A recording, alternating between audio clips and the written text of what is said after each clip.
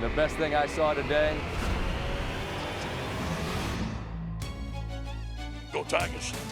this is a guy, and I've got one big thing coming on him, who was easy to turn into the punchline, a caricature, ripping his shirt off, this, that, and the other thing. He's got that gravelly Cajun voice. What a great sign, 15-0. But now in his home state, the state that he adores, holding the trophy that means the most in this sport, handing it off to the man that, as Chris and Kirk just explained, had a season like we've never seen in the sport. And what does LSU accomplish along the way? 7 wins against teams that were ranked in the top 10 when they faced them. That's 2 more than any team's ever had. Kind of another unique angle, and Rece Davis, you heard him mention it perhaps on the field. They beat each of the preseason top 4. They got a win in Tuscaloosa before beating Georgia, Ohio State, and Clemson in consecutive games. Ford post-game.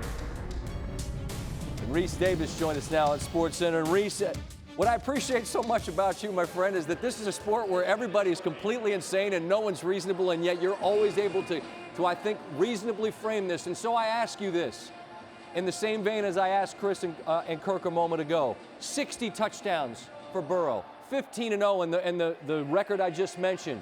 How would you frame what LSU just accomplished in the 2019-20 season?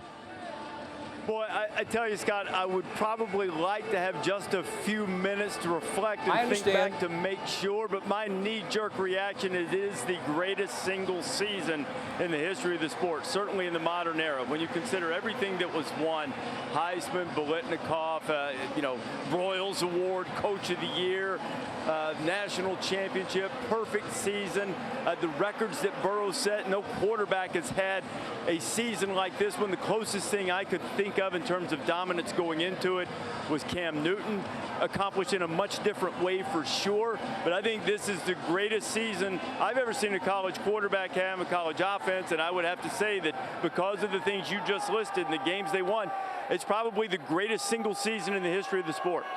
And because of the obstacle they faced tonight, Rece, and the challenge that obstacle presented, Clemson comes into that state and into that building, and they build a double-digit lead. LSU had not faced that.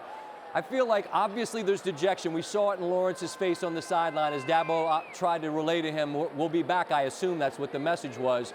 But what would you say about this Clemson team that just won 29 consecutive and ultimately loses tonight, but lost, I thought, and went down swinging? Look, they're still the standard because I said LSU single season. What Clemson is doing right now, and I said is doing, they didn't win tonight. But what they are doing, they are still setting the standard in college football. So they're not champions anymore. They were dethroned. They didn't get the 3 out of 4 they were going for. That doesn't change a single thing about the fact that they're still the team to beat. And I think they've already been established as the preseason favorites to win the national championship next year. So I think you're absolutely right. Clemson's not going anywhere, but neither is LSU. So we may see this play out a couple more times. Certainly replacing Burrow is going to be a really big deal, but we'll have time to think about that down the line. But as it pertains to Clemson, they're still the gold standard overall, certainly right now in this era of college football. I want to get to Dabo in just a moment, who's speaking, but I want to get your thoughts quickly on Coach O. I have one big thing coming on him later. Rece, he was the punchline, he was the joke, he was this and that. He's a national champion in the perfect state to be their CEO. How did he change his perception this season? He changed because, Scott, he showed everybody what a lot of us have known for a while. This is a smart dude. Yep. He understands how to delegate. He understands what needs changing, and he's courageous enough to do it. And, you know, I tell you, the one thing, and I know I've just got a minute, when they lost to Troy a couple of years ago, I came down here and had a conversation with him for College Game Day, and, I mean, he absolutely owned it, but he never wavered in his belief that he could make LSU a champion, even when everybody was at him. You know, wrong hire, all of that stuff. He never wavered. He just adjusted. That's what great coaches do, and he deserves all the credit in the world. Well, I say it often. College Game Day is the best show we do here at the network, and you're the guy that mans it. I always appreciate you all season long, Rece. Until our paths cross, be good, and I appreciate you, man. Thank you. Yeah, all right, Scott. Likewise, buddy.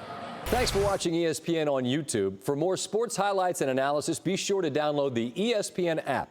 And for live streaming sports and premium content, subscribe to ESPN+.